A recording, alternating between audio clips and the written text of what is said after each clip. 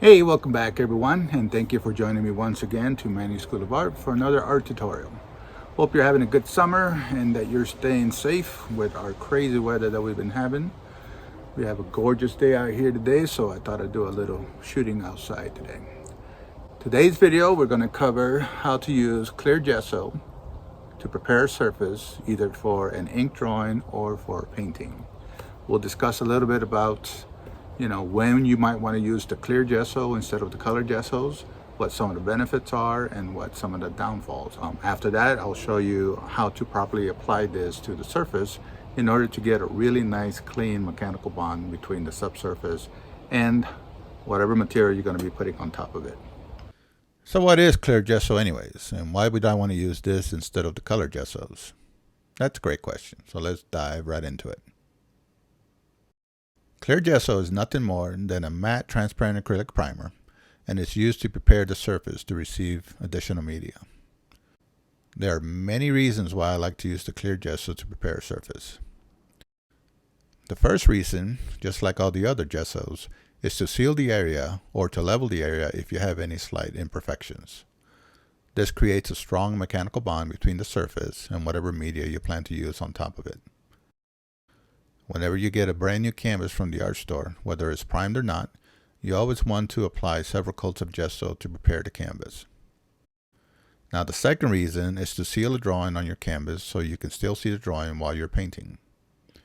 In this example here, I did the drawing on paper first, then I transferred it onto my canvas, then I sealed it with 3 coats of clear gesso before beginning the painting. The third reason is if I'm working on a surface like wood or bamboo and I want to maintain the characteristics of that surface, such as the colors, the patterns, and the textures, then I would want to use the clear gesso instead of the colored gessos to maintain the color of the wood or bamboo. In this example on the bamboo, I sealed the surface with clear gesso before painting the design, allowing much of the natural bamboo to show through.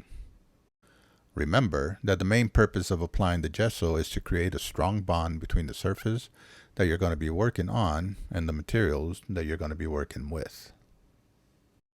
Now the steps for applying the gesso are actually quite easy, and when done correctly, it will give you an exceptional surface to work on.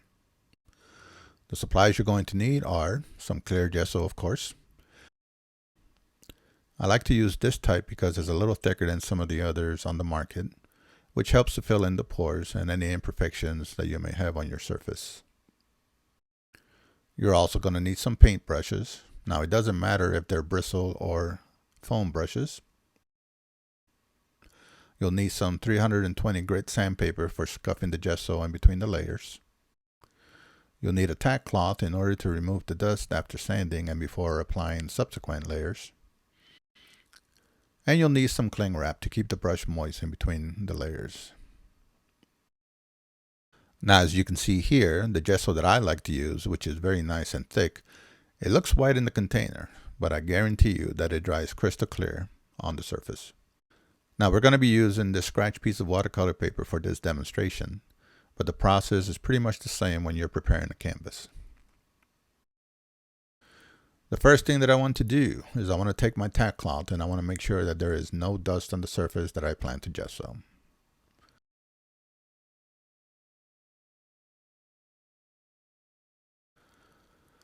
Now I'm going to be doing half the paper with clear gesso and half without any gesso at all so that we can do a comparison at the end. Next, you want to stir the gesso really good, especially if it's been sitting around, to make sure that none of the particles have settled down to the bottom of the container. Now when I apply the gesso, I'm going to be using a foam brush using crisscross strokes to push the gesso into the fabric or the paper. I want to make sure that I work it into the pores. I don't want to leave any ridges, but I'm not overly concerned about the texture of the gesso, at least not yet.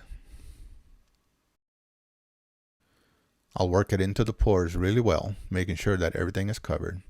Then very gently, I'm going to squeegee off the excess gessos, and I want to do this in one direction so that it's nice and consistent. I'll set this aside to dry for a couple of hours before moving on to the next step. To keep the paintbrush from drying in between coats, Just wrap it snugly in the cling wrap and set it aside. Once the gesso has dried for at least a couple of hours, we are going to scuff up the surface with some 320 grit sandpaper. Then we'll clean up the area and apply a second coat.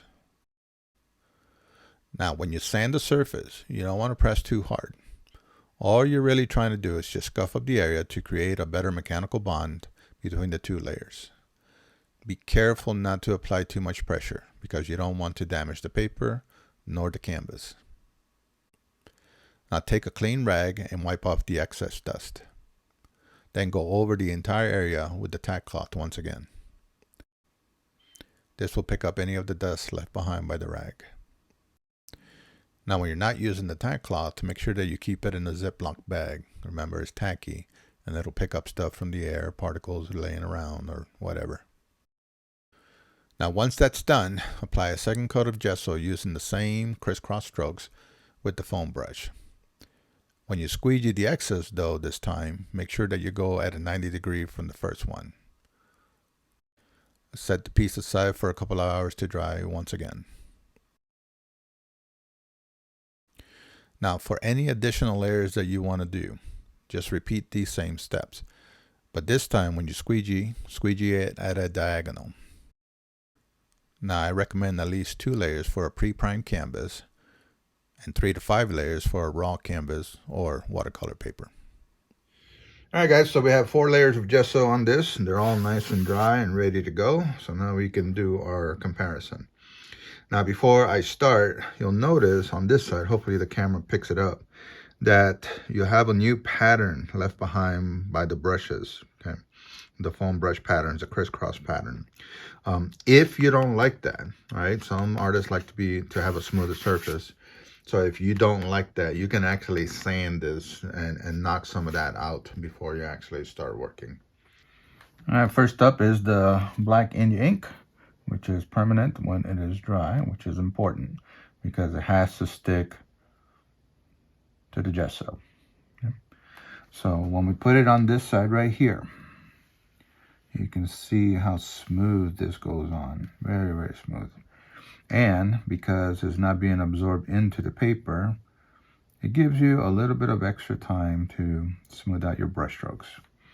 Where when you're doing it on the non-gesso side, it is going to get absorbed immediately.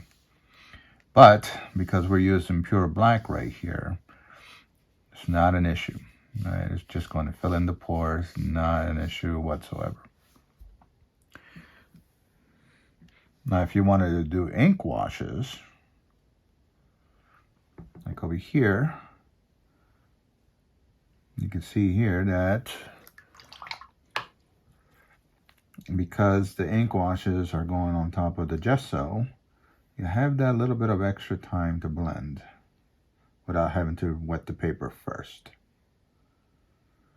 Where on this side, if you were to do ink washes, you're going to have to work pretty quick, or you're going to have to wet the paper first.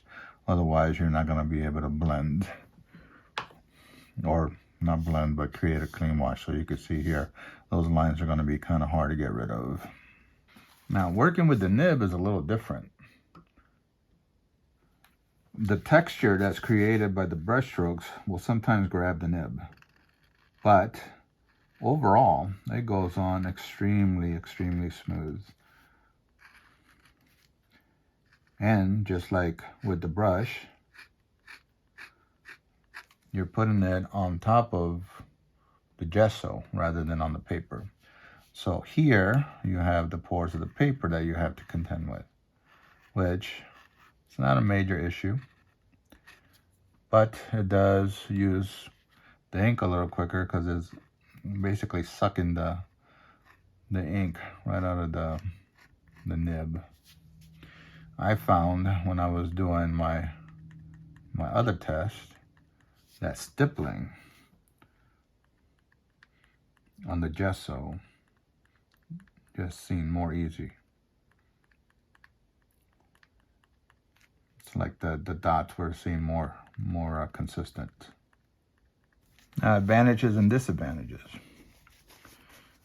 As you can see on this side here, if you made a mistake, because the ink is not going onto the paper, you can actually rub it out with a little bit of water relatively quick. You can't do that over here because the ink has already been absorbed into the paper. So if you try to do something like that on this side, you'll probably smudge it, but you're not going to get it out. So that means that if you made a mistake on this side, you are going to have to rely on fixing it later with some whiteout or something else, or scraping it off or sanding it. Okay.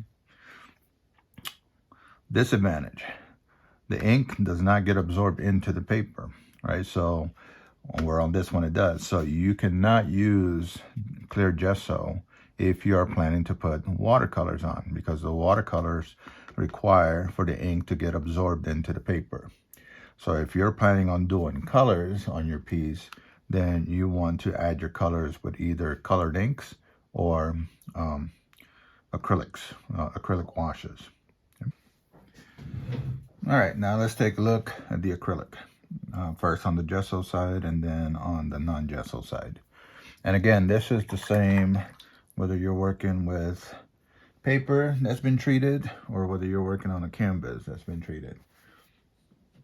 So with the acrylics, you can pretty much paint just like you would on a regular canvas now, because the paper has been sealed. So on this side, you can see how smooth the paint goes on because you're painting on top of the gesso. Right, the gesso creates a barrier between the paper and the paint. Where on this side, a lot harder to do. So I'm gonna reload, and you can see that the paint is, you're really having to work to try to get the paint into the pores. And it's being absorbed, so you're gonna be using a lot more paint if you do this on a non-prep surface. Mixing, so let's do a little bit of mixing. This is gessoed, so you can see that mixing is very, very smooth. Very nice. Where on this side, on the non-gesso side, because the paper is absorbing so much of the paint, it makes it very, very challenging. You can see a lot more of the brush strokes on this side than you do on this side. Okay. That's a pro tip. If you're planning to do acrylic washes, don't thin the acrylic with water. Thin it with some sort of acrylic thinner. Okay. The water tends to weaken the acrylic. So if I want to use acrylic washes instead of watercolors, then I would thin it with acrylic thinner. And it works very, very nicely. And you're maintaining the strength of the paint. So those are the two main things that we want to use the clear gesso for. But you can use anything on here once it's been prepped. You can use anything that will stick to the gesso. So like if you're doing colored markers, as long as it's something that will stick to the gesso, you could do that. Now you can see how it kind of beads on top. So it does take a little longer to dry. Where if you were to do it on this side over here, that's being absorbed immediately, which gives you no time to do any like mixing. So as you can see, that working with clear gesso is every bit as good as working with the color gessos, with the added benefit of being able to do your drawings and sealing them before you actually start to paint. You can use them on paper, you can use them on canvas, you can use it on wood, or any porous surface that you want to seal. And then it's just a matter of applying whatever media you want to put on top. The disadvantage is that it creates a barrier between the surface that you're working on and the media that you're going to be working with. So whatever media you're going to be working with, you have to make sure that it will stick to the gesso. Okay, so don't use like watercolors. If you need to use colors, you'll have to go to acrylics or you'll have to go to colored inks. All right, so that's it for this week's video. Hopefully this has been helpful. If you like what you're seeing, please give it a like and share. If you are not a current subscriber, please consider subscribing. Thank you much, and I'll catch you on the next video.